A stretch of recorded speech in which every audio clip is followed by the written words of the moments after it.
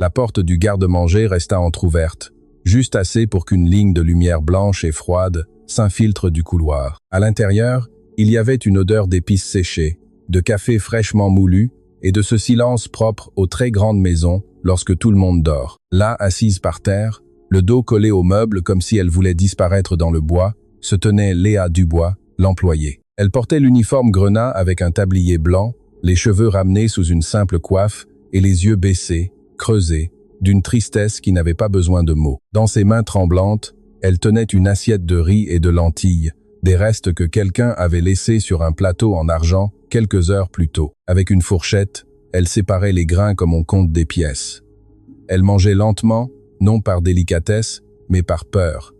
Peur que le moindre bruit ne la trahisse, peur que ce petit répit ne prenne fin trop vite. Au bout du couloir, à quelques pas d'elle, Antoine Valois, millionnaire en costume sombre, s'était arrêté comme si le marbre de sa propre maison l'avait frappé à la nuque. Antoine n'était pas un homme habitué à rester immobile. À Paris, son nom de famille était prononcé avec respect et circonspection. Propriétaire d'entreprise, investisseur, invité fréquent des événements où les flashs aveugles et les sourires ne signifient rien. Mais à ce moment-là, les mains jointes devant le corps et la mâchoire serrée, Antoine semblait un étranger dans son propre hôtel particulier. Il était descendu à l'étage de service, cherchant un verre d'eau, car l'insomnie le faisait traîner les pieds. Et ce qu'il trouva fut cette scène impossible. Une femme cachée mangeant ce qui n'était pas pour elle, avec le geste de quelqu'un qui demande pardon d'exister. Léa sentit la présence avant de la voir. Certains regards pèsent. Elle leva la tête d'à peine quelques centimètres, juste assez pour que l'éclat humide de ses yeux rencontre l'ombre de l'homme. Elle se figea, la fourchette suspendue en l'air, sa gorge se serra. « Monsieur », murmura-t-elle. Et dans ce mot s'envola toute la dignité qu'elle tentait encore de maintenir. Antoine ne répondit pas immédiatement. Le silence s'étira comme une corde tendue, et la seule musique fut le bourdonnement du réfrigérateur au fond, travaillant sans émotion. « Que faites-vous ici » demanda-t-il enfin, d'une voix plus basse qu'il ne se serait jamais permis lors d'une réunion du conseil d'administration. Léa déglutit, regarda l'assiette comme si la nourriture pouvait expliquer ce qu'elle n'osait pas dire. Puis elle serra le bord de la porcelaine entre ses doigts comme si c'était une bouée de sauvetage. « Pardon, je ne voulais pas déranger, juste. » Ses lèvres tremblèrent. « Juste, j'avais faim. » Le mot « faim » flotta dans l'air, laide, inconfortable, comme une tache sur un tapis précieux.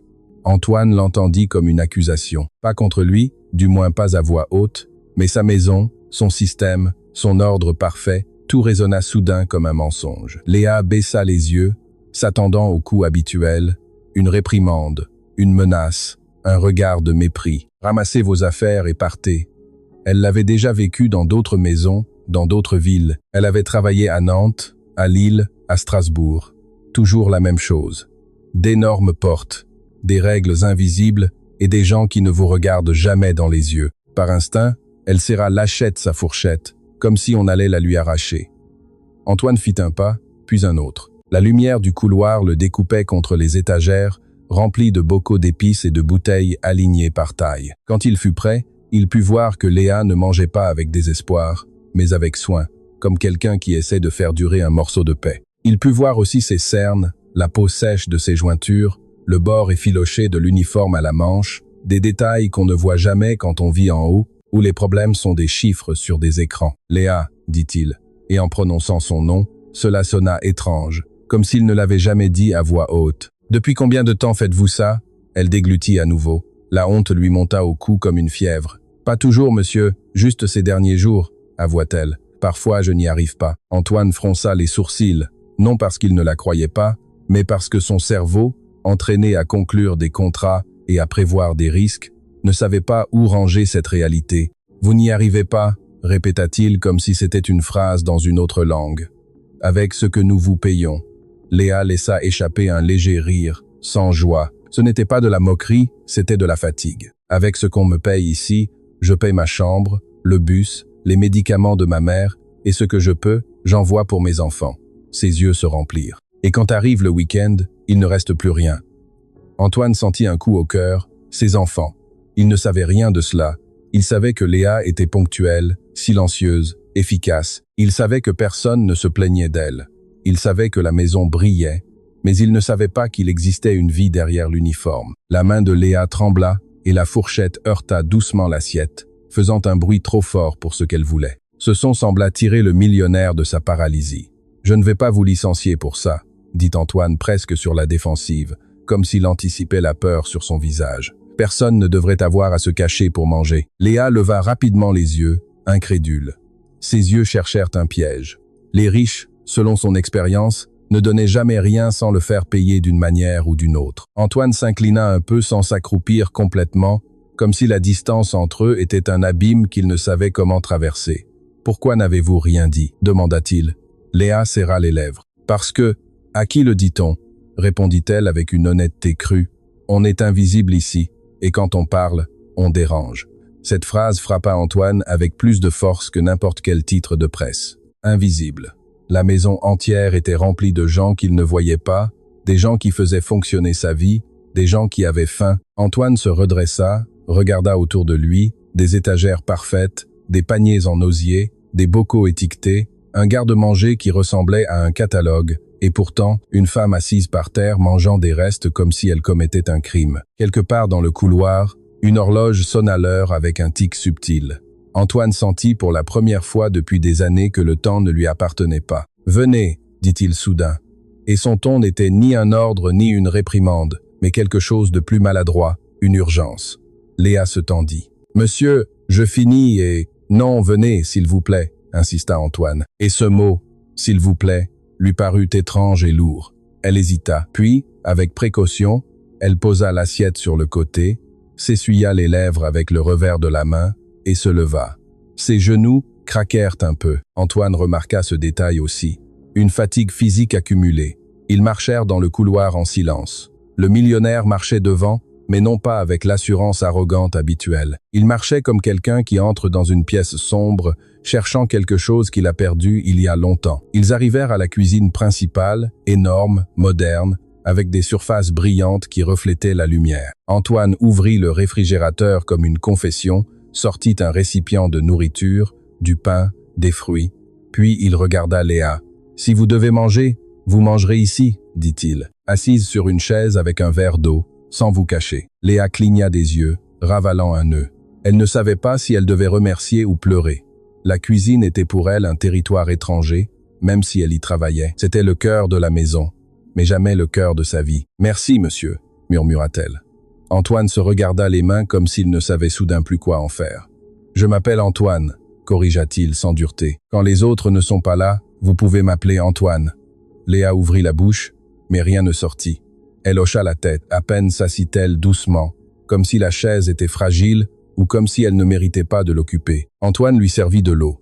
Il vit Léa boire avec soin, et le simple fait de boire à la vue de quelqu'un sans peur semblait lui coûter plus que de nettoyer toute la maison. Et là, juste là, à cette seconde où la cuisine devint un véritable théâtre, Antoine sentit que quelque chose en lui se brisait. Ce ne fut pas un grand coup, ce fut une fissure silencieuse. Le même genre de fissure qui commence sur un mur parfait et qui, avec le temps, finit par montrer ce qu'il y a derrière. Car Antoine ne vit pas seulement l'employé mangeant des restes, il vit une femme portant un monde. Il vit un système dont il était propriétaire et complice. Et sans comprendre encore comment, il sut que cette image ne le laisserait plus jamais dormir. Et avant de continuer, laissez-moi vous dire quelque chose. Si cette scène vous a serré la poitrine, si vous avez ressenti l'injustice, et aussi cet espoir que quelque chose va changer, alors ce récit est pour vous. Abonnez-vous à la chaîne dès maintenant car des rebondissements vont vous laisser sans voix. Et ici, nous racontons des histoires qui non seulement divertissent, mais aussi réveillent le cœur. Et je vous pose une question. De quelle ville écoutez-vous cette histoire? Laissez-le en commentaire. Je veux vous lire car être qu'ailleurs, quelqu'un se sent aussi invisible que Léa cette nuit-là. Antoine s'appuya sur le plan de travail, regardant Léa manger à nouveau, plus cachée, mais toujours le dos voûté. Elle porta une bouchée à sa bouche et ses yeux s'humidifièrent. Elle ne pleura pas, elle résistait. Les gens comme Léa apprennent à ravaler leurs larmes comme ils apprennent à laver la vaisselle vite, sans faire de bruit. « Comment s'appellent vos enfants ?» demanda Antoine, essayant de paraître décontracté, bien que sa voix ait une nouvelle tension. Léa mâcha lentement avant de répondre. « Sophie et Mathieu », dit-elle. « Sophie a 8 ans. Mathieu 5. » Antoine répéta les noms intérieurement comme s'ils étaient un mot de passe. Ils vivent avec vous ici à Paris? Elle nia. Ils sont avec ma mère à Clermont-Ferrand. J'envoie ce que je peux et quand j'ai assez, je vais les voir. Mais, elle se mordit la lèvre. Cela fait 3 mois que je ne les ai pas serrés dans mes bras. Antoine ressentit cette phrase comme un coup sec. Il pensa à ses propres enfants à l'étage, endormis dans d'énormes chambres, avec des jouets qu'ils ne touchaient pas, avec des nounous qui s'occupaient d'eux. Il pensa à la façon dont il leur donnait parfois un baiser distrait avant de partir en réunion. Il pensa à la facilité avec laquelle il pouvait dire « demain » et le tenir. Pour Léa, demain était une promesse coûteuse. « Et votre mère ?» demanda-t-il presque sans s'en rendre compte. « Elle est malade des poumons », répondit Léa. « Elle a besoin d'inhalateurs. Et parfois le docteur, je fais ce que je peux. » Antoine baissa les yeux. « Je fais ce que je peux. » Lui aussi disait cela. Mais dans son monde, cela signifiait choisir entre 2 investissements. Dans le monde de Léa, cela signifiait choisir entre manger ou acheter des médicaments. Un silence étrange s'installa, non pas inconfortable, mais plutôt lourd, comme si toute la maison écoutait. Antoine se dirigea vers la fenêtre de la cuisine, regarda le jardin parfait illuminé par des lumières douces et ressentit de la honte. Non pas la honte superficielle du « qu'en dira-t-on », une honte plus dangereuse, celle qui vous oblige à voir votre vie entière et à vous demander à quel moment vous êtes devenu insensible. « Monsieur », commença Léa, mais elle ne trouva pas la fin de la phrase. Elle le regarda alerte, habituée à ce que tout geste aimable vienne avec une condition. Antoine respira profondément. « Demain, je veux que vous m'accompagniez au bureau d'administration, » dit-il. « Nous allons revoir votre salaire et vos horaires et ce dont vous avez besoin pour ne plus jamais avoir à vivre ça. » Léa resta immobile. La peur revint d'un coup, mais mêlée à quelque chose qui lui brûlait les yeux. L'espoir. « Monsieur, je ne veux pas d'ennui, » dit-elle rapidement. « Si j'ai fait quelque chose de mal, dites-le-moi et vous n'avez rien fait de mal, » l'interrompit Antoine avec fermeté. C'est moi qui faisais quelque chose de mal sans le savoir. Ces mots si simples firent que Léa inspira comme si elle avait été sous l'eau. Antoine s'obligea à la regarder de face. « Je croyais qu'il suffisait de payer, » continua-t-il. « Je croyais que ma responsabilité s'arrêtait au chèque, mais vous, » il désigna le couloir d'où il venait. « Vous mangiez caché dans ma maison, dans une maison où il y a trop de nourriture. Ça n'a aucun sens. » Léa baissa les yeux à nouveau, parce que quand quelqu'un de puissant admet une faute, les gens comme elle ne savent pas comment se tenir sans trembler. « Parfois, on s'habitue, » murmura Léa. « À la honte, je veux dire. » Antoine ferma les yeux une seconde. Le mot « s'habitue » lui donna des frissons, car lui aussi s'était habitué à ne pas voir. À cet instant, de l'étage du dessus, arriva un son doux, comme un petit gémissement. Un enfant. Antoine ouvrit les yeux d'un coup. « Vous avez entendu ?» demanda-t-il. Léa hocha la tête. « Ce doit être la petite Chloé, » dit-elle. Et sa voix changea de ton avec naturel, douce, maternelle. Parfois, elle se réveille avec des cauchemars. Antoine se tendit. Chloé était sa fille cadette de 6 ans. Depuis la mort de son épouse, 1 an auparavant, Chloé avait de mauvaises nuits et Antoine s'était réfugié dans le travail, dans les chiffres, dans l'idée que la douleur se répare avec le contrôle. Mais la douleur ne connaît pas le contrôle. La nounou est avec elle, dit Antoine comme pour se convaincre. Léa hésita. Aujourd'hui, la nounou est partie tôt parce que son fils était malade. Je suis restée vigilante au cas où quelque chose se passerait. Antoine sentit une autre piqûre. Léa, affamée, fatiguée, avec son monde sur les épaules et pourtant s'occupant de sa fille. « Pourquoi ?» demanda-t-il. Et ce n'était pas une question de patron, c'était une question d'homme brisé. « Pourquoi êtes-vous resté ?» Léa regarda l'assiette presque vide. « Parce que les enfants n'y sont pour rien, » répondit-elle. « Et parce que depuis que votre épouse n'est plus là, on sent que la petite manque d'un câlin. » Antoine serra le plan de travail. La vérité lui entra comme un couteau. Sa fille manquait d'un câlin et il n'était pas là. Antoine se dirigea vers l'escalier, mais avant de monter, il se retourna. « Quand vous aurez fini, montez, » dit-il à Léa. « Je veux que vous me montriez la chambre de Chloé et comment vous la calmez quand elle se réveille. » Léa ouvrit les yeux, surprise. Il n'était pas courant que le millionnaire demande à apprendre quelque chose qui ne lui appartenait pas. « D'accord » murmura-t-elle. Antoine monta lentement et chaque marche résonna comme un jugement. En arrivant au couloir des chambres, il entendit la voix de Chloé entrecoupée l'appelant. « Papa ». La voix était petite, fragile. « Papa, tu es là ?» Antoine s'arrêta devant la porte. Pendant une seconde, il eut peur d'entrer. Peur de ne pas savoir quoi dire. Peur de découvrir que l'amour aussi peut se perdre par absence. Il entra. Chloé était assise sur le lit, serrant une peluche. Ses yeux étaient rouges. En le voyant, elle tendit une main tremblante. « J'ai rêvé que maman partait encore », dit-elle. Antoine déglutit, s'approcha, s'assit au bord du lit et, pour la première fois depuis des semaines, serra sa fille dans ses bras avec intention, non avec hâte. « Je ne pars pas », lui promit-il, bien qu'il ne sût pas s'il pourrait tenir sa promesse. Chloé s'accrocha à son cou. « Je t'ai entendu en bas », murmura-t-elle. « Avec qui parlais-tu » Antoine sentit son cœur se serrer. « Avec Léa », répondit-il. « Elle travaille ici.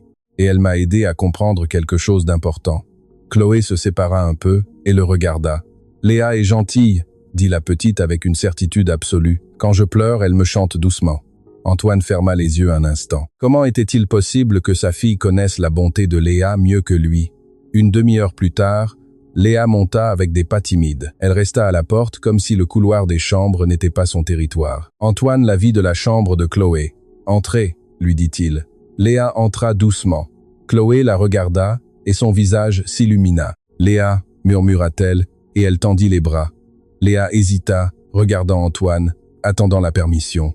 Antoine hocha la tête. Alors Léa s'approcha et serra la petite fille avec une tendresse qui fendit l'air. Chloé posa sa tête sur son épaule, et Léa lui caressa les cheveux comme si c'était la chose la plus naturelle du monde. « Tu veux que je te chante ?» demanda Léa. Chloé hocha la tête. Léa commença à chanter une douce berceuse à voix basse.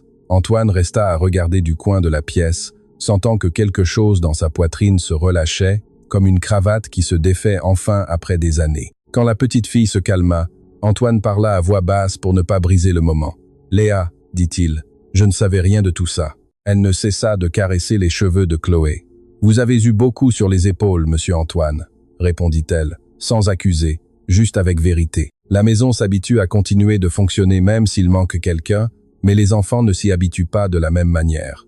Antoine sentit la leçon comme une vague. Dans son monde, tout pouvait être remplacé. Un gérant, un fournisseur, une voiture, un plan, mais le câlin d'une mère, non. Quand Chloé s'endormit, Léa se leva avec précaution, comme si le sommeil était une chose fragile.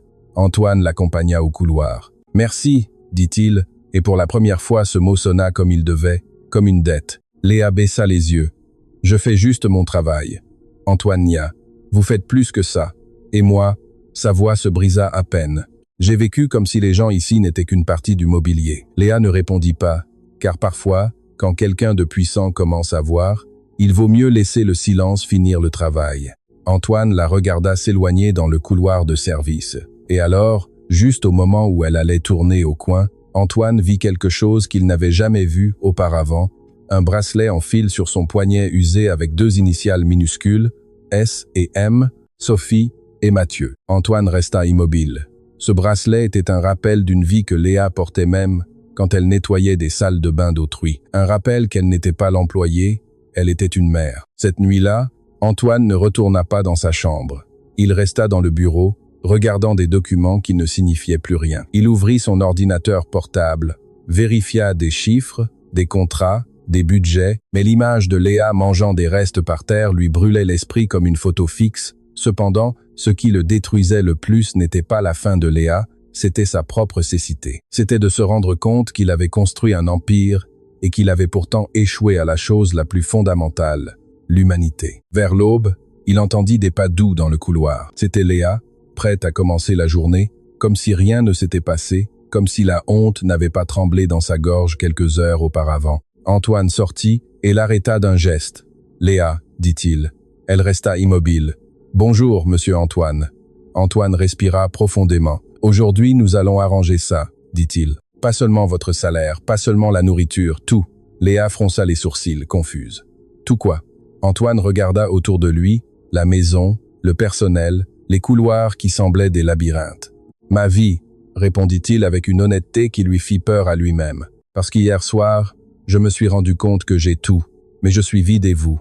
Avec moins que ce que vous méritez, vous pouvez encore prendre soin de mes enfants mieux que moi. » Léa ouvrit la bouche, mais ne dit rien. Parfois, la vérité laisse sans voix. Antoine fit un pas de plus. « Je veux vous aider à faire venir vos enfants à Paris. » Il lâcha d'un coup, comme si, s'il ne le disait pas à ce moment-là, il se découragerait. « Je veux que vous ayez un endroit digne et que vous n'ayez plus jamais faim.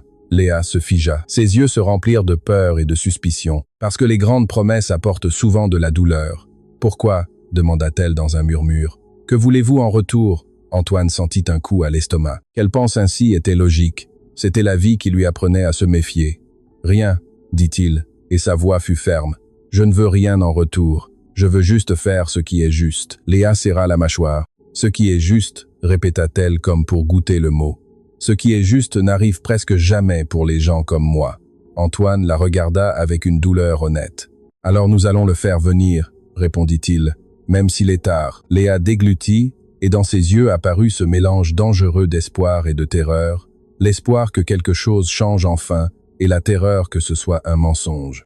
Et ainsi, dans le couloir d'un hôtel particulier à Paris, alors que le matin commençait à illuminer les bocaux du garde-manger, Antoine Valois sentit que le destin lui réclamait une dette qu'il ignorait avoir. Parce que ce qu'il avait vu cette nuit-là, une femme se cachant pour manger des restes, n'était pas seulement une scène triste. C'était un miroir, et le reflet ne pouvait être ignoré. Mais Antoine ne savait pas encore le pire, ni ce que cette vérité allait éveiller, car l'histoire de Léa n'était pas seulement la fin, c'était un secret enfoui. Un secret qui, une fois révélé, allait secouer cette maison depuis ses fondations et changer la vie du millionnaire pour toujours. Le matin dans l'hôtel particulier des Valois se leva différemment, bien que rien ne semblât avoir changé à première vue. Le soleil entrait par les larges baies vitrées de la salle à manger principale, illuminant la longue table en bois poli, où chaque assiette était placée avec une précision mathématique. L'arôme du café fraîchement préparé se mêlait à celui du pain grillé et du jus d'orange frais. Tout semblait parfait comme toujours.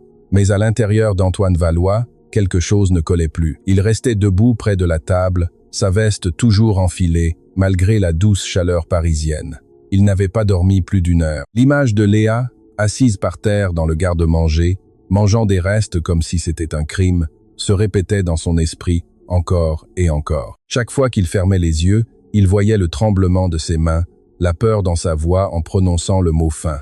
Depuis la cuisine, Léa observait la salle à manger, avec la routine apprise. Elle servait le petit déjeuner avec des mouvements précis, silencieux.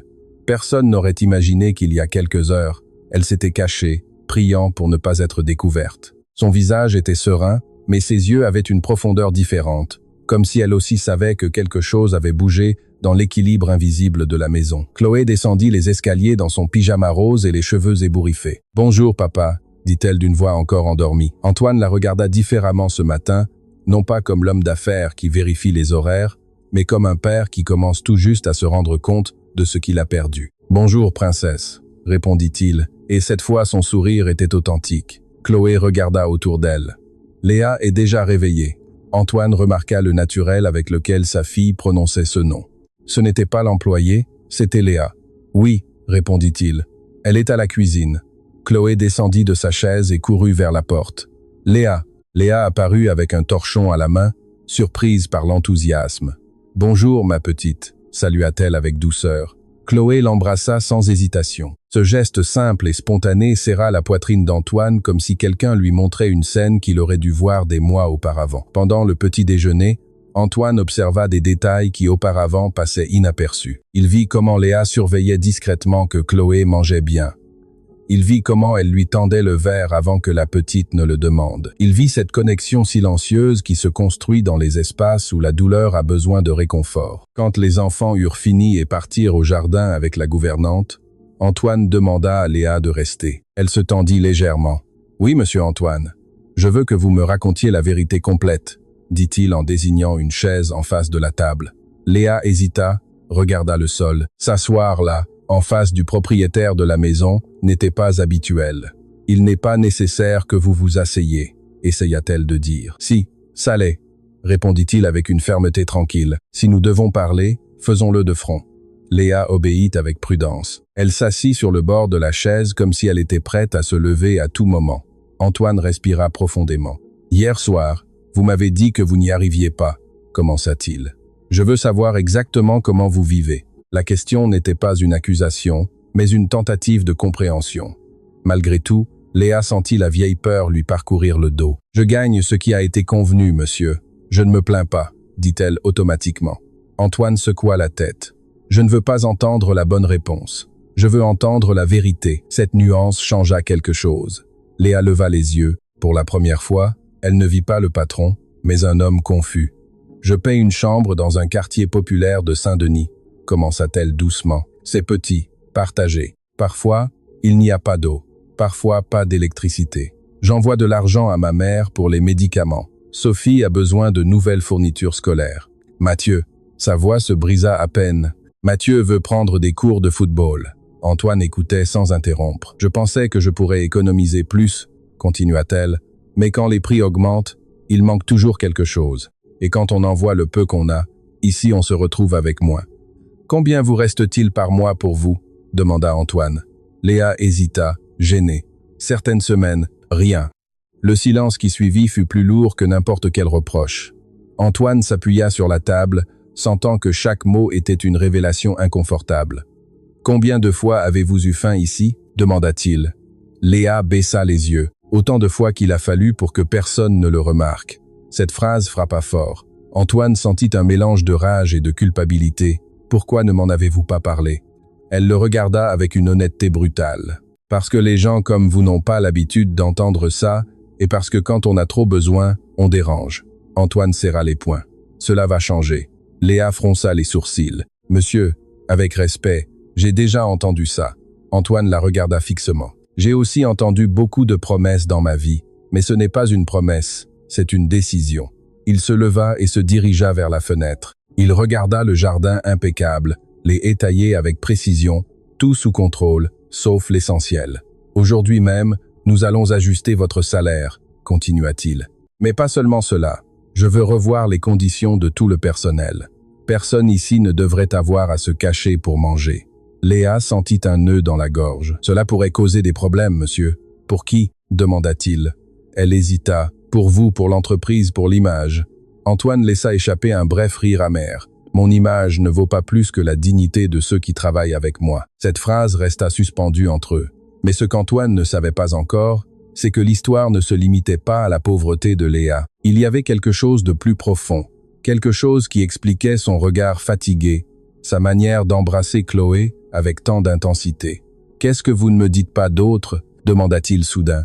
Léa sentit son cœur s'accélérer. « Rien. » Antoine l'observa attentivement. « Hier soir, vous avez mentionné que votre mère est malade, mais quand vous chantiez à Chloé, on aurait dit que vous chantiez pour quelqu'un d'autre. » Léa ferma les yeux une seconde. « Je chante la même chose pour mes enfants, » admit-elle. Antoine inclina la tête. « Alors dites-moi toute la vérité. » Elle respira profondément. « Mon mari est mort il y a 2 ans, » dit-elle finalement. « Il travaillait sur un chantier, il est tombé d'un échafaudage. Il n'y avait pas d'assurance, il n'y a pas eu d'indemnisation. » Antoine sentit un coup sec dans la poitrine. « Depuis, » continua-t-elle, « je suis tout pour mes enfants. » La cuisine resta silencieuse. Le bruit lointain du jardin semblait étranger. « Et c'est pour ça que vous êtes venu à Paris ?» demanda-t-il. Léa hocha la tête. « À Clermont-Ferrand, je ne trouvais pas de travail stable. Ici, au moins, j'ai ça. Ça, un petit mot pour tant de sacrifices. » Antoine sentit que chaque couche de sa vie confortable s'effondrait. L'employée qu'il voyait chaque jour n'était pas seulement une travailleuse silencieuse. C'était une femme qui avait perdu son mari, qui élevait des enfants à distance, qui envoyait chaque sou comme si c'était de l'or. « Vous ne méritez pas de vous cacher pour manger, » dit-il d'une voix ferme. Léa le regarda, mais cette fois, il n'y avait pas de méfiance dans ses yeux. Il y avait de la fatigue et un timide espoir. « Monsieur Antoine, » murmura-t-elle, « je ne veux pas de charité. »« Je ne vous offre pas de charité, » répondit-il. « Je vous offre la justice. » Le mot résonna dans l'air. À cet instant, la porte principale s'ouvrit avec force. Le bruit brusque interrompit le moment. C'était Laurent, le frère d'Antoine, et associé dans plusieurs entreprises. Il avait les sourcils froncés et son portable à la main. « Antoine, nous devons parler, » dit-il d'un ton urgent. « Maintenant. » Laurent s'arrêta en voyant Léa assise à table. « Qu'est-ce qu'elle fait ici ?» demanda-t-il sans dissimuler son agacement. L'ambiance changea immédiatement. Léa se leva instinctivement. « Pardon, monsieur, » murmura-t-elle. Antoine sentit une étincelle de colère. « Elle est ici parce que je lui ai demandé de s'asseoir, » répondit-il froidement. Laurent leva un sourcil. « Depuis quand mêles-tu les affaires de service à la famille ?» Antoine fit un pas en avant. « Depuis que j'ai compris que le service n'est pas une catégorie inférieure. » Laurent le regarda avec incrédulité. « Que se passe-t-il » Antoine respira profondément. Il se passe que la nuit dernière, j'ai découvert quelque chose qui ne devrait pas se produire dans ma propre maison. Laurent croisa les bras. Et ce serait? Antoine regarda Léa, puis son frère. Qu'une de mes employées mangeait des restes cachés parce qu'elle n'arrive pas à joindre les deux bouts. Le silence fut immédiat. Laurent laissa échapper un bref rire. Ce n'est pas ta responsabilité personnelle. Antoine le regarda avec dureté. Bien sûr que si. Laurent secoua la tête. Si tu commences à t'impliquer émotionnellement avec chaque employé, tu perdras le contrôle. Antoine sentit la vieille logique d'entreprise se heurter à la nouvelle fissure qui s'était ouverte en lui. Peut-être que le contrôle n'est pas le plus important, dit-il avec un calme dangereux. Laurent le regarda comme s'il ne reconnaissait pas l'homme en face de lui. Tu réagis à cause d'une scène sentimentale? Antoine fit un pas de plus. Je ne réagis pas parce que pour la première fois j'ai vu la réalité. Laurent garda le silence quelques secondes. Si tu augmentes les salaires sans revoir les budgets, cela affectera la rentabilité. Antoine le soutint du regard. Alors nous reverrons les budgets. Laurent soupira. Tu t'impliques dans quelque chose d'inutile. Antoine nia. L'inutile, c'est qu'elle ait eu faim ici. Léa resta immobile, sentant que sa vie était discutée comme un simple projet. Antoine se tourna vers elle. Léa, vous pouvez vous retirer pour l'instant. Elle hocha la tête et sortit en silence, mais le cœur battant fort.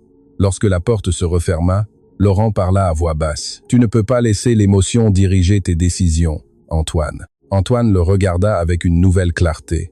« Est-ce pour ça que j'ai été vide si longtemps ?» Laurent ne répondit pas. Et pendant que les frères discutaient chiffres et principes, Léa marchait vers le quartier de service, l'esprit tourmenté. Elle ne savait pas si ce qui avait commencé ce matin serait son salut ou le début de quelque chose qui pourrait tout briser. Car parfois, quand quelqu'un de puissant décide de changer, non seulement sa vie se transforme, mais des résistances, des secrets, des intérêts cachés se réveillent. Et Léa ne savait pas encore que la mort de son mari n'avait pas été un simple accident et que cette vérité enfouie depuis des années était sur le point d'éclater. Et quand cela se produirait, non seulement son destin changerait, mais celui d'Antoine aussi, pour toujours. Le reste de la journée dans l'hôtel particulier des Valois ne fut pas normal. Rien n'explosa, personne ne cria. Il n'y eut pas de scène dramatique devant le personnel.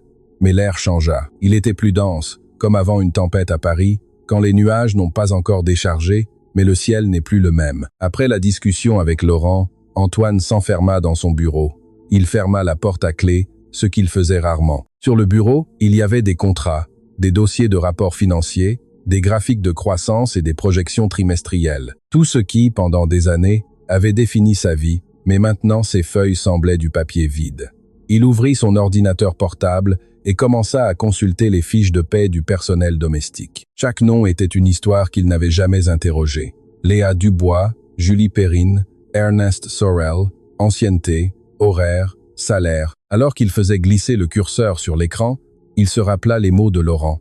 Si tu commences à t'impliquer émotionnellement avec chaque employé, tu perdras le contrôle. Mais qu'était réellement le contrôle? Un système qui fonctionnait sans regarder les personnes qui le soutenaient.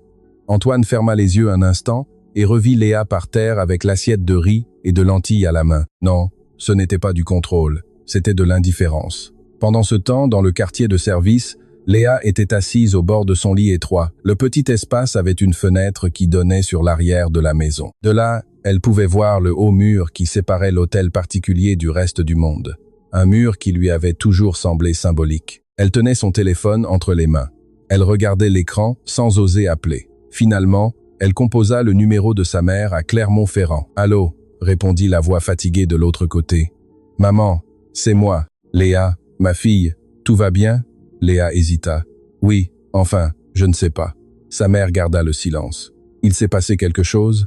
Léa respira profondément. « Monsieur Antoine m'a vu hier soir manger dans le garde-manger. » Il y eut un silence tendu. « Il t'a viré ?» demanda sa mère avec peur. « Non, c'est ça qui est étrange. » Léa serra le téléphone contre son oreille. « Il dit qu'il veut aider, qu'il va augmenter le salaire, qu'il veut que je fasse venir les enfants. » De l'autre côté, sa mère soupira profondément. « Ma fille, attention !» Le mot tomba lourdement. « Tous les riches n'aident pas sans rien attendre en retour, » continua la femme. « Tu sais ça. » Léa regarda le mur blanc en face d'elle. « Oui, je sais. Qu'est-ce que tu ressens ?»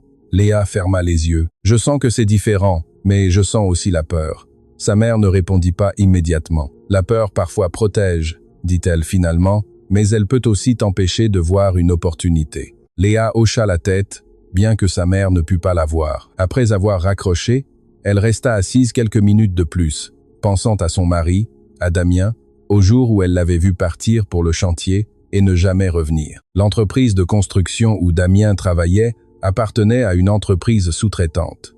Elle se souvenait du nom, même si elle ne l'avait pas prononcé depuis longtemps. Entreprise de la Vallée. Ce nom lui donnait des frissons. Dans son bureau, Antoine marqua une pause dans sa révision. Il ouvrit un vieux dossier dans le classeur latéral, des documents d'investissement passés, des projets immobiliers. Il cherchait sans savoir exactement quoi, jusqu'à ce qu'il le trouve. Un contrat de participation minoritaire dans une entreprise de construction locale signé 3 ans auparavant. Entreprise de la Vallée. Antoine fronça les sourcils. Il ne se souvenait pas des détails du projet. Ça avait été un petit investissement au sein d'un portefeuille large. Son équipe s'occupait de la supervision. Il intervenait rarement directement, mais le nom l'inquiéta.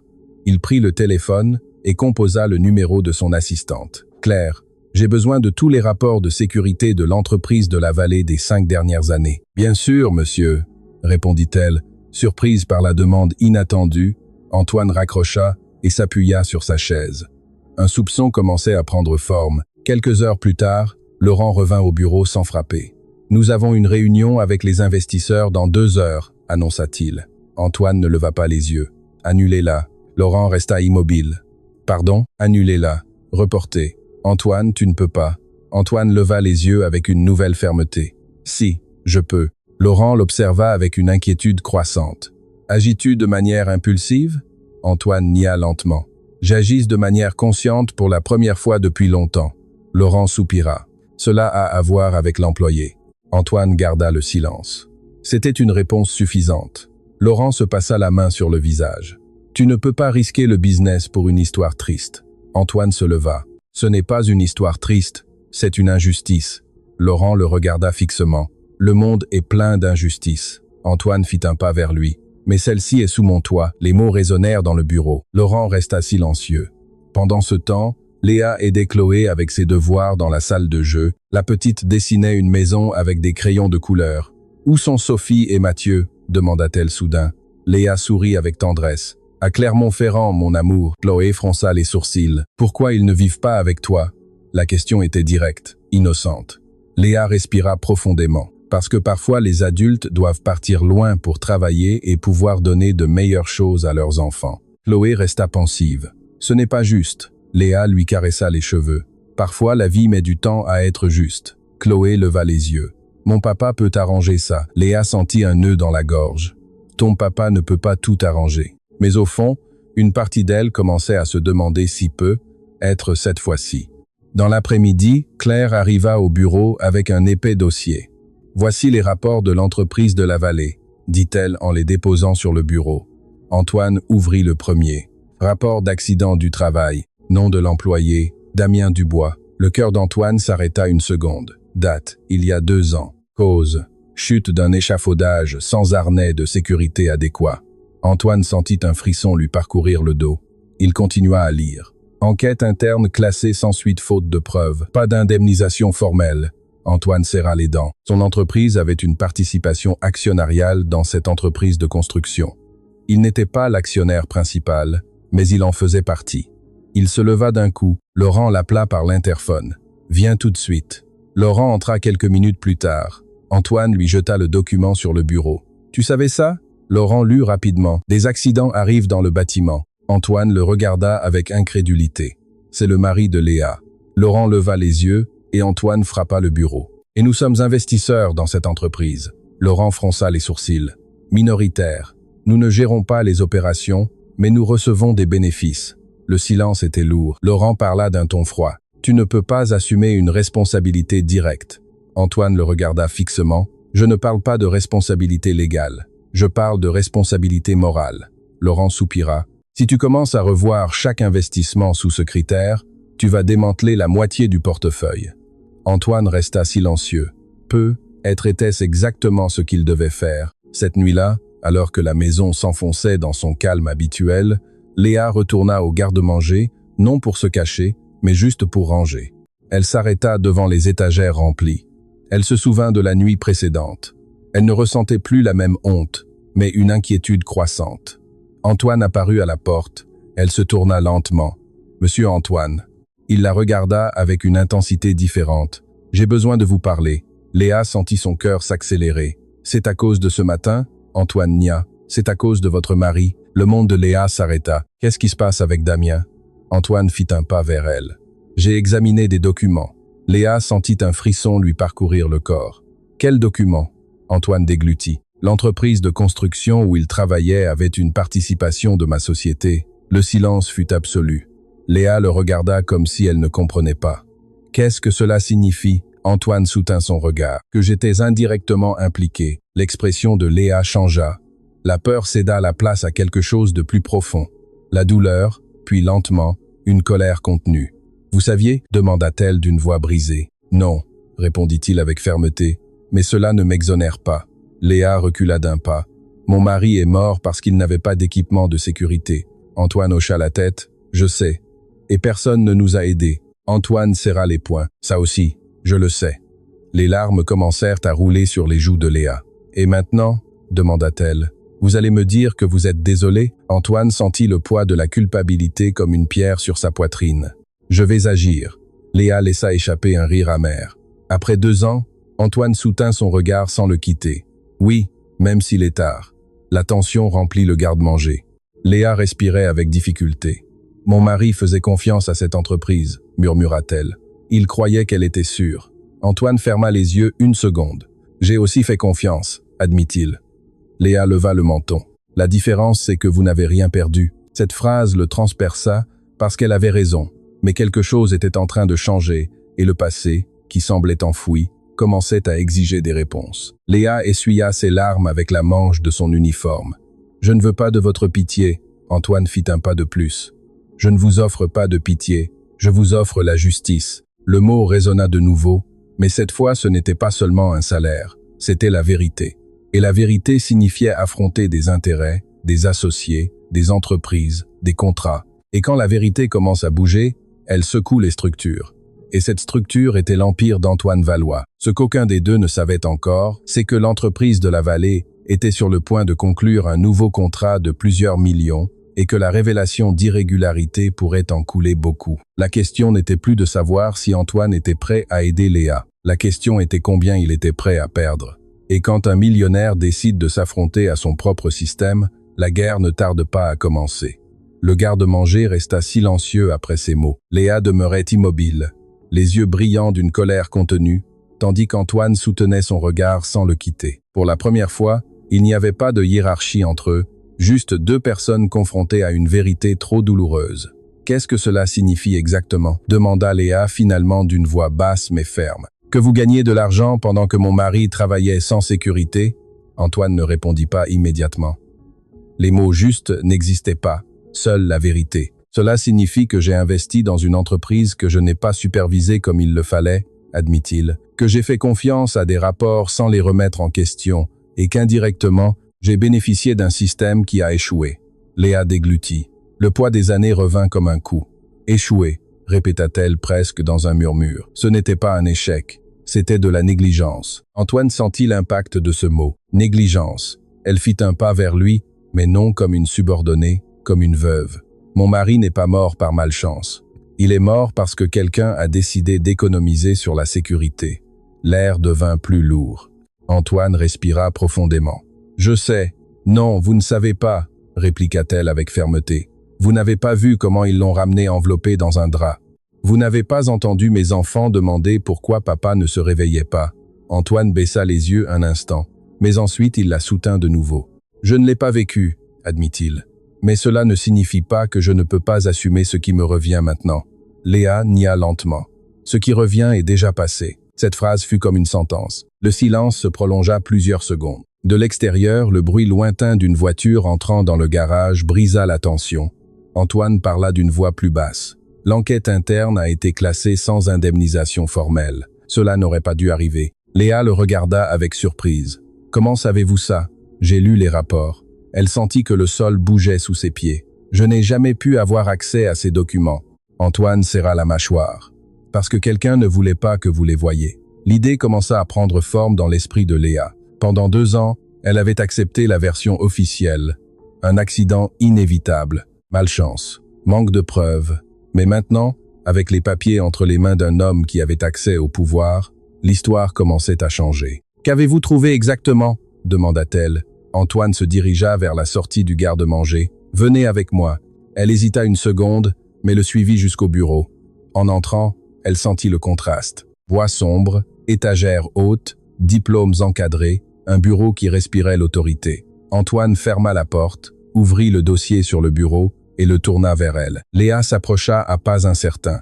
Ses mains tremblaient en touchant le papier. Rapport d'accident du travail, Damien Dubois. Ses yeux parcoururent rapidement les lignes. Manque de harnais certifié, supervision insuffisante, registre d'entretien incomplet. Léa sentit que l'air lui manquait. « Ça n'est pas ce qu'on nous a dit », murmura-t-elle. Antoine secoua la tête. L'enquête a été classée comme un incident isolé, mais les rapports internes montrent de multiples avertissements préalables concernant la sécurité. Léa leva lentement les yeux. « Multiples ?» Antoine hocha la tête. Au moins 3 rapports antérieurs signalaient des risques dans la structure des échafaudages. Les mains de Léa commencèrent à trembler plus fort. « Alors il savait », dit-elle presque sans voix. « Certains oui et personne n'a rien fait. » Antoine garda le silence. Ce silence fut une réponse suffisante. Léa sentit une vague de rage lui monter à la poitrine. « Mon mari est mort parce que quelqu'un a décidé de ne pas dépenser pour de nouveaux harnais. » Antoine ferma les yeux une seconde. « C'est possible. » Le mot « possible » fut comme du sel sur une blessure. « Possible », répéta-t-elle avec incrédulité. « Vous avez des preuves. » Antoine la regarda avec sérieux. « J'ai des indices, mais pour les transformer en preuves formelles, nous avons besoin d'un audit externe. » Léa recula d'un pas. « Un audit ? Oui. Et cela implique d'exposer des irrégularités qui peuvent affecter des contrats en cours. » Léa comprit immédiatement. « Et cela affecterait votre entreprise ?» Antoine n'hésita pas. « Oui. » Elle l'observa en silence. « Alors, pourquoi le faire ?» Antoine la regarda comme si la réponse était évidente. « Parce que ce qui est juste n'est pas toujours ce qui est commode. » Léa sentit quelque chose se briser en elle. Pendant des années, elle avait appris que les puissants choisissaient toujours ce qui était commode. « Et votre frère ?» demanda-t-elle. Il ne semblait pas d'accord. Antoine laissa échapper une légère expiration. « Laurent pense en chiffres. Je l'ai fait aussi pendant longtemps. Et maintenant ?» Antoine regarda le document sur le bureau. « Maintenant, je vois un nom, celui de votre mari. » Le silence remplit à nouveau la pièce. Léa s'effondra sur la chaise devant le bureau. « Si vous ouvrez cette enquête, il y aura des conséquences. » Antoine hocha la tête. « Pour tout le monde, même pour vous. » « Oui. » Léa respira profondément. « Je ne veux pas que vous perdiez votre entreprise à cause de moi. » Antoine leva les yeux. « Ce ne serait pas de votre faute. Ce serait à cause d'une vérité qui aurait dû être affrontée il y a des années. » Léa serra les lèvres. « Et si vous ne parvenez à rien prouver ?» Antoine soutint son regard. « Alors au moins, nous aurons essayé de rendre justice. » Le mot réapparut, mais cette fois il avait un poids différent. Du couloir, des pas pressés se firent entendre. La porte s'ouvrit sans prévenir. Laurent entra avec une expression dure. « Que se passe-t-il ici ?» Son regard se posa directement sur Léa assise devant le bureau. « Pourquoi est-elle dans ton bureau à examiner des documents confidentiels ?»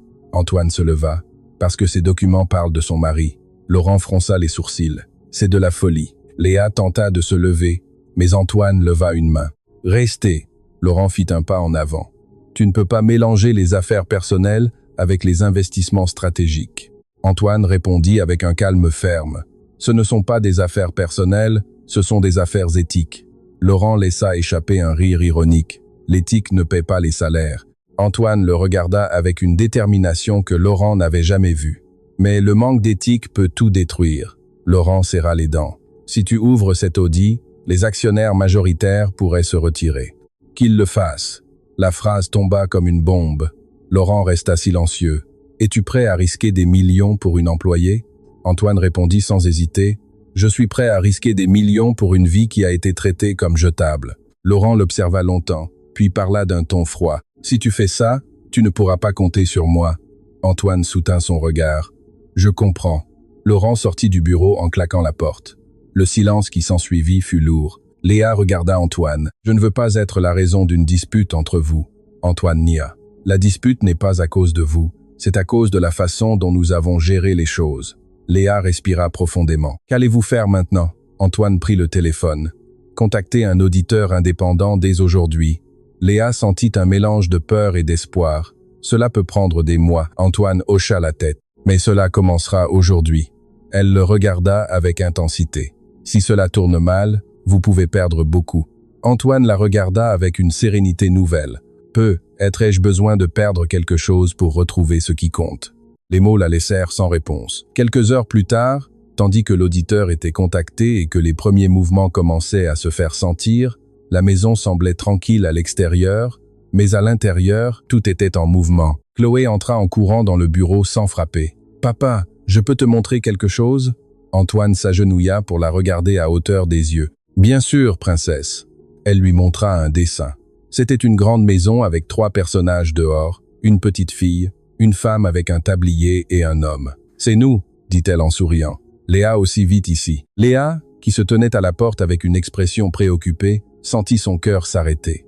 Antoine regarda le dessin en silence. L'image était simple, mais puissante. « Pourquoi as-tu dessiné Léa ici ?» demanda-t-il.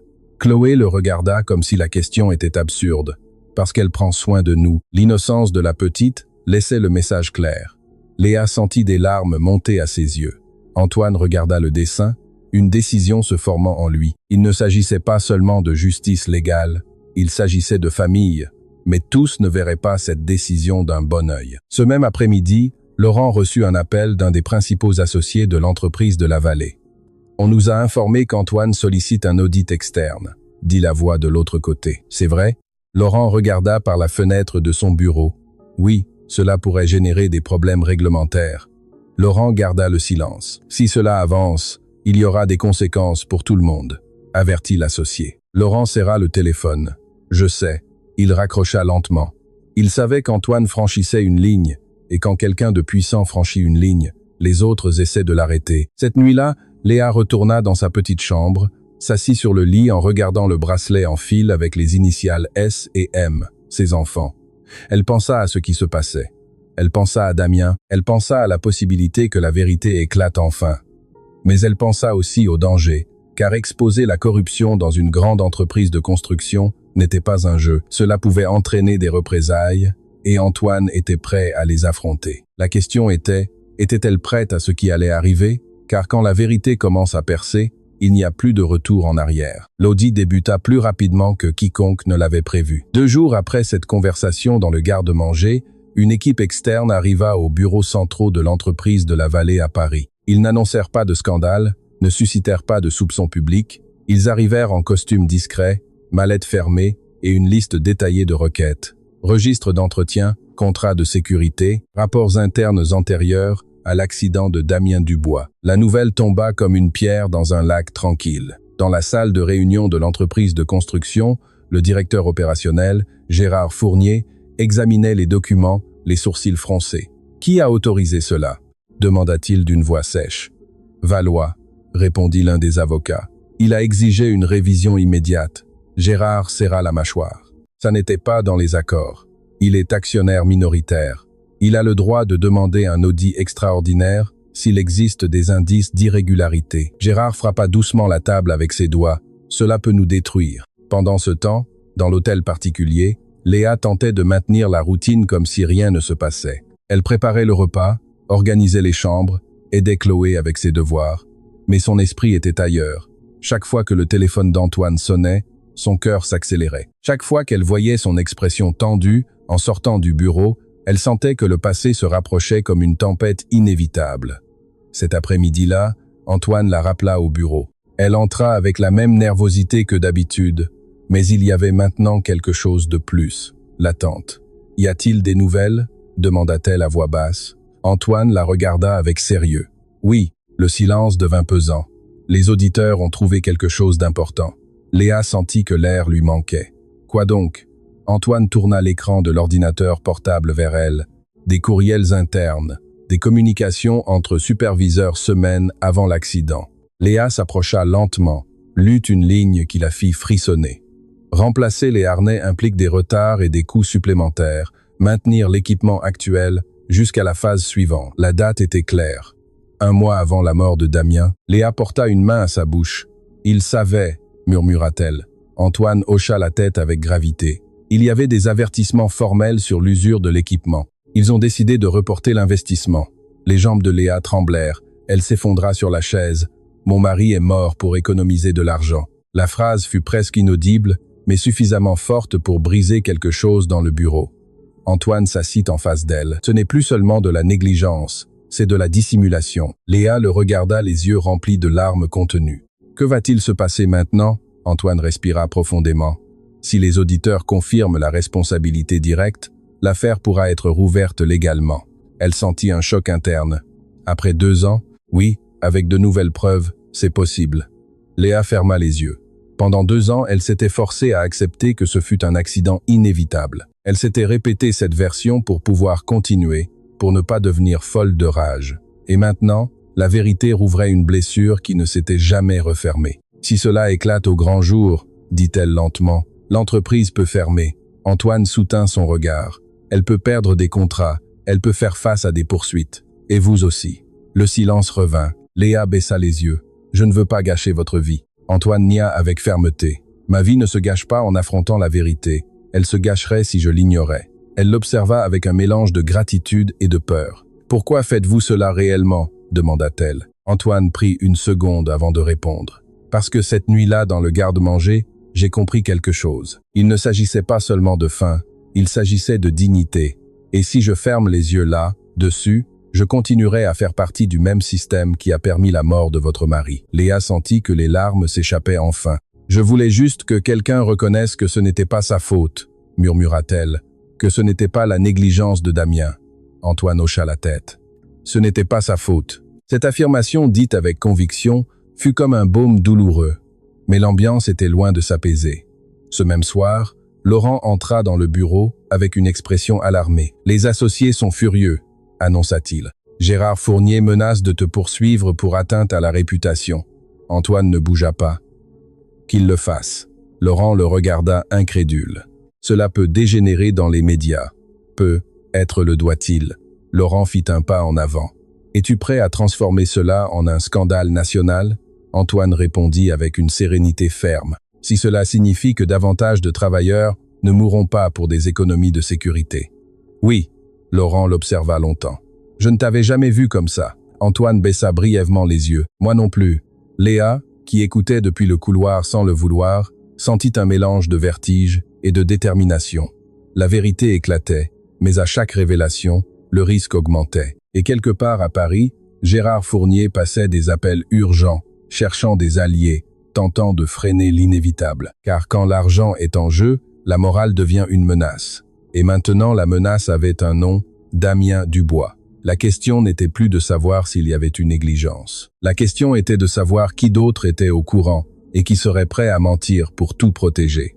La pression commença à se faire sentir comme une pulsation constante dans l'hôtel particulier des Valois. Elle n'était pas visible. Il n'y avait pas encore de journaliste à la porte, pas encore de titre, mais le téléphone d'Antoine ne cessait de sonner et chaque appel apportait le même avertissement déguisé en conseil. « Réfléchis bien, cela peut se retourner contre toi. Il y a trop d'intérêt en jeu. » Mais ce n'était plus seulement une question d'affaires, c'était le nom de Damien Dubois sur un document officiel. C'était une décision qui, des années auparavant, avait privilégié l'économie au détriment de la vie. Ce matin-là, les auditeurs revinrent avec un rapport préliminaire bien plus accablant qu'Antoine ne l'avait imaginé. Dans le bureau, l'ambiance était dense.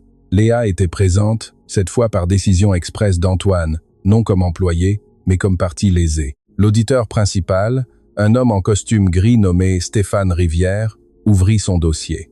« Nous avons identifié de multiples irrégularités, dit-il d'une voix technique, mais ferme. Non seulement dans le cas de M. Damien Dubois, » Antoine fronça les sourcils. « À quoi faites-vous référence ?»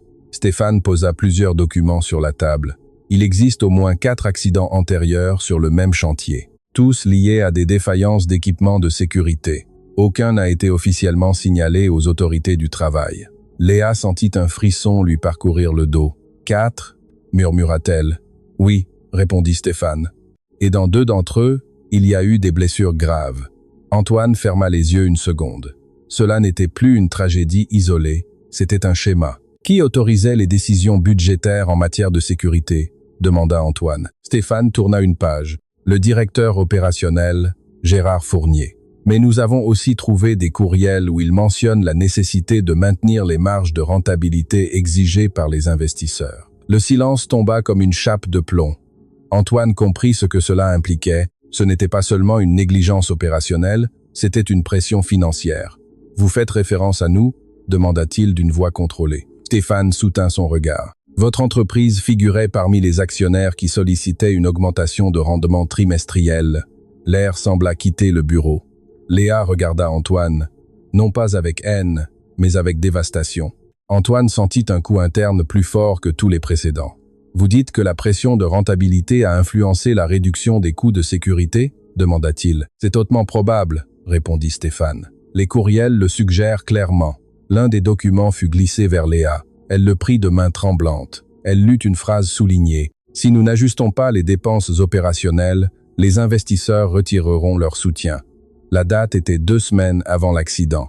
Léa sentit que le monde s'inclinait. « Alors, ce n'était pas seulement le directeur ?» dit-elle d'une voix à peine audible, c'était tout un système. Antoine ne put soutenir son regard cette fois parce qu'il comprit quelque chose de dévastateur, même s'il n'avait pas signé d'ordre direct, même s'il n'était pas présent sur le chantier. Le système qu'il avait aidé à construire avait créé la pression qui avait fini par tuer Damien. Le silence se prolongea plusieurs secondes. Légalement, continua Stéphane, la responsabilité directe incombe à l'administration opérationnelle, mais médiatiquement et éthiquement, cela peut s'aggraver. Antoine hocha la tête lentement. Recommandation. Si vous décidez d'avancer, vous devez être préparé à une bataille juridique et à ce que votre nom apparaisse dans les titres de presse aux côtés de l'affaire. Léa leva les yeux. Titre de presse, répéta-t-elle. Stéphane la regarda avec respect. Oui, ce n'est plus seulement un audit interne. Quand l'auditeur se retira, le bureau resta silencieux. Antoine restait debout près de la fenêtre, regardant le jardin impeccable, qui lui semblait maintenant ironique. Léa était toujours assise, le document encore dans les mains. « Vous ne saviez pas » dit-elle finalement, brisant le silence. Antoine ne répondit pas immédiatement. « Je ne savais pas » admit-il. « Mais je faisais partie de l'engrenage. » Léa respira profondément. « Damien faisait confiance à votre entreprise. » Cette phrase fut comme une lame. Antoine ferma les yeux. « J'ai fait confiance à mes associés pour agir avec éthique. » Léa se leva lentement. « Allez-vous continuer ?» Antoine se tourna vers elle. « Oui, même s'il m'accuse. Oui, même si je perds des contrats. Oui. » Léa l'observa en silence un long moment. « Alors, ce n'est plus seulement pour mon mari. » Antoine nia doucement. « Non, c'est pour tous les travailleurs qui sont encore là. » À cet instant, le téléphone sonna. Antoine regarda l'écran. « Gérard Fournier. » Il répondit. « Valois, » dit Gérard d'une voix tendue. « Il faut qu'on parle. Je vous écoute. Vous allez trop loin. » L'audit est déjà parvenu aux autorités du travail, continua Gérard. Savez-vous ce que ça signifie? Que la vérité éclate, répondit Antoine avec un calme ferme. Gérard laissa échapper un rire amer. La vérité ne paie pas des millions d'indemnités. Antoine serra le téléphone. Le mensonge coûte des vies. Il y eut un lourd silence de l'autre côté. Si vous continuez, je vous traînerai avec moi, avertit Gérard. Vous ne sortirez pas de ça indemne. Antoine regarda Léa. Je ne cherche pas à sortir indemne. Je cherche à ce que la vérité éclate. Il raccrocha. Léa sentit le poids de la menace. Ce n'est pas seulement un entrepreneur fâché, dit-elle. C'est quelqu'un avec du pouvoir. Antoine hocha la tête. Et le pouvoir est dérangé quand il se sent exposé. Cette nuit-là, la première nouvelle apparut sur un portail numérique. L'entreprise de la Vallée sous enquête pour possible irrégularité en matière de sécurité au travail. Le nom de Damien Dubois figurait dans l'article. Léa le lut depuis sa petite chambre. Ses mains tremblaient. Pour la première fois, le nom de son mari n'était pas accompagné du mot « accident », il était accompagné du mot « enquête ». Des larmes roulèrent sur son visage. Ce n'était pas seulement de la douleur, c'était de la réhabilitation. À l'étage, Laurent faisait les 100 pas dans son bureau. « C'est un désastre », murmura-t-il. Antoine entra sans frapper. « Ce n'est pas un désastre, c'est une conséquence. » Laurent le regarda avec frustration. Les actionnaires retirent des capitaux préventivement. Qu'ils le fassent, tu pourrais perdre des millions. Antoine s'approcha. Si ces millions sont construits sur des silences comme celui-ci, alors ils ne valent rien. Laurent l'observa en silence. Je n'aurais jamais pensé que tu dirais ça. Antoine respira profondément. Moi non plus. En bas, dans la salle à manger, Chloé dessinait à nouveau. Léa s'assit à côté d'elle. Pourquoi pleures-tu? Demanda la petite avec innocence. Léa sourit faiblement. Parce que parfois, mon amour, les choses tristes commencent à s'améliorer un petit peu. Chloé inclina la tête. C'est à cause de ton mari? Léa hocha. Oui, la petite prit sa main. Mon papa a dit qu'il allait faire ce qui est juste. Léa regarda vers le bureau. Elle savait que cette décision pouvait détruire beaucoup de choses, mais elle savait aussi qu'il n'y avait plus de retour en arrière. Ce même matin, un nouveau rapport arriva dans la boîte mail d'Antoine.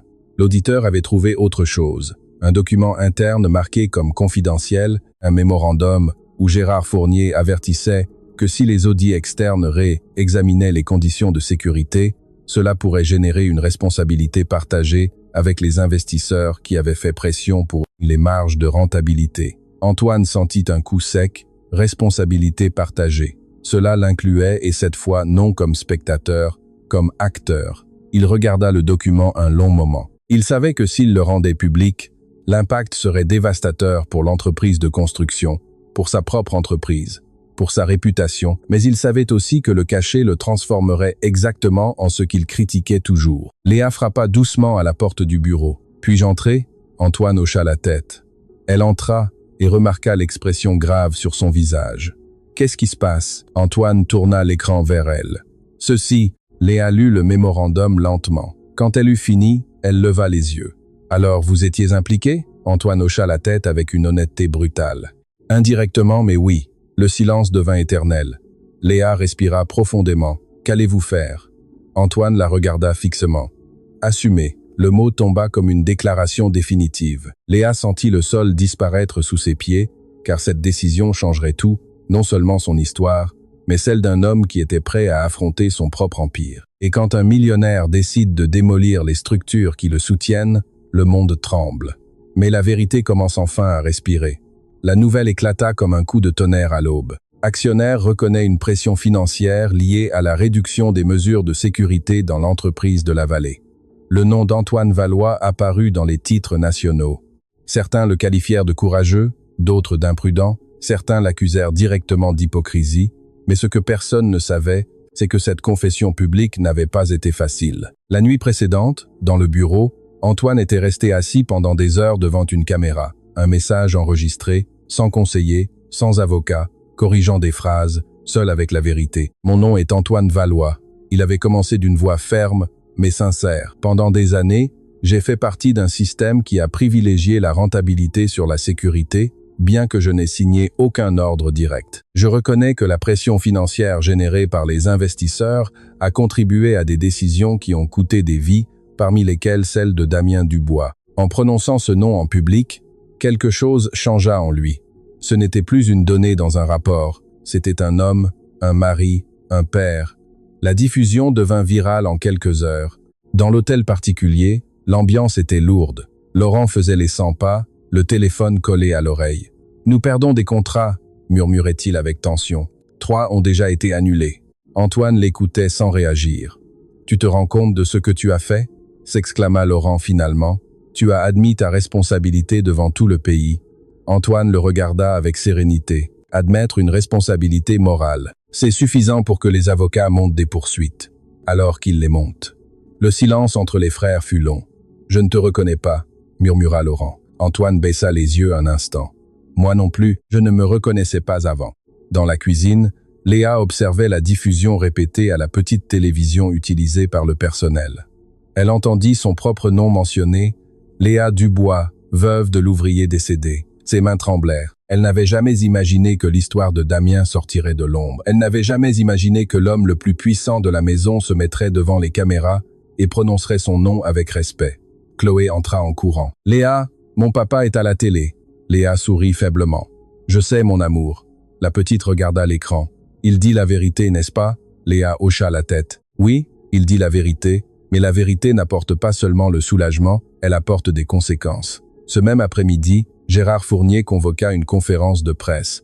D'un geste ferme, il nia toute responsabilité directe et annonça que l'entreprise de construction intenterait une action en justice contre Antoine pour des déclarations préjudiciables et sans fondement. Le conflit n'était plus privé, il était public et quand le pouvoir s'expose, il réagit.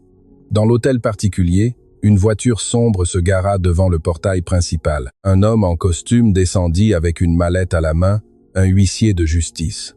Laurent reçut le document avec le visage pâle. « Demande de dommages et intérêts », annonça-t-il d'une voix sèche. « Je te l'avais dit. » Antoine prit l'enveloppe sans trembler.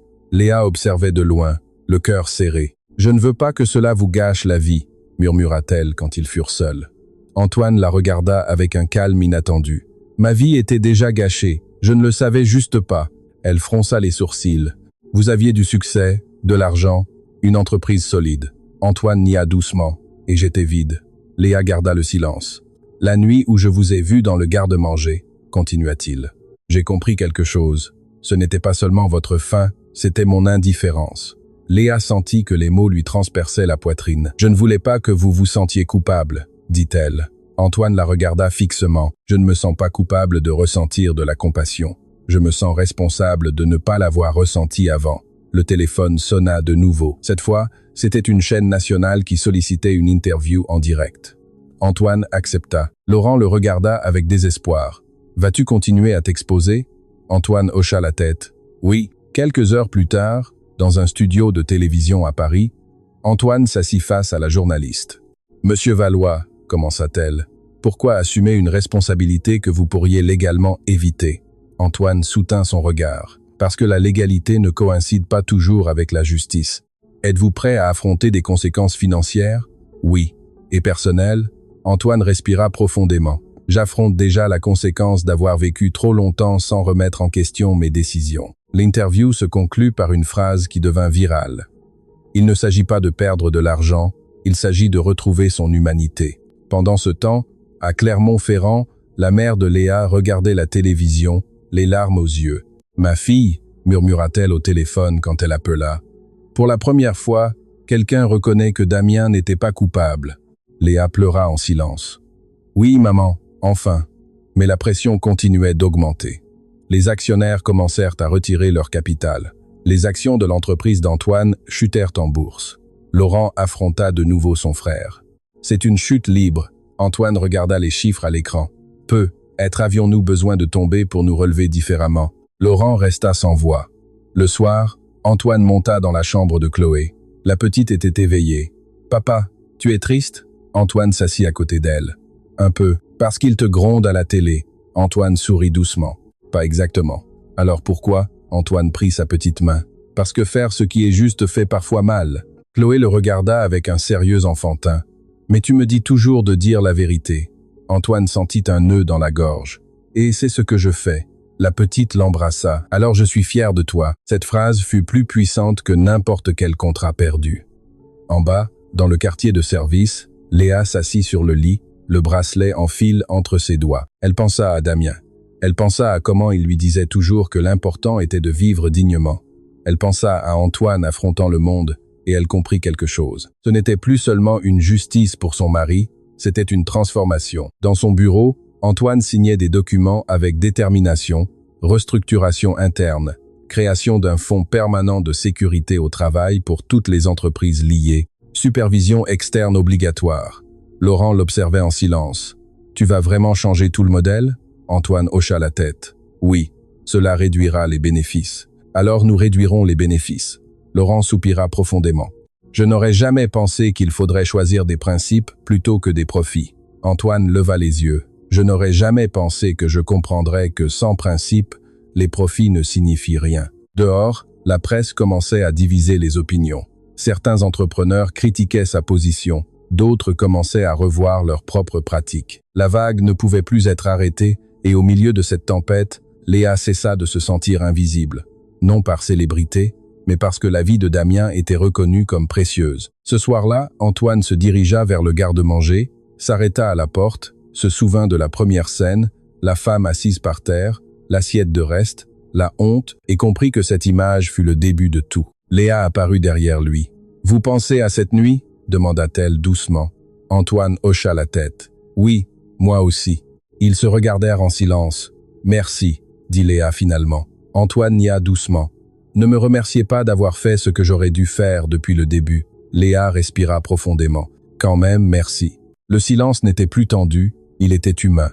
La bataille juridique commençait à peine, les pertes financières étaient réelles, mais quelque chose de plus grand était en train de se produire. Un homme cessait d'être seulement millionnaire.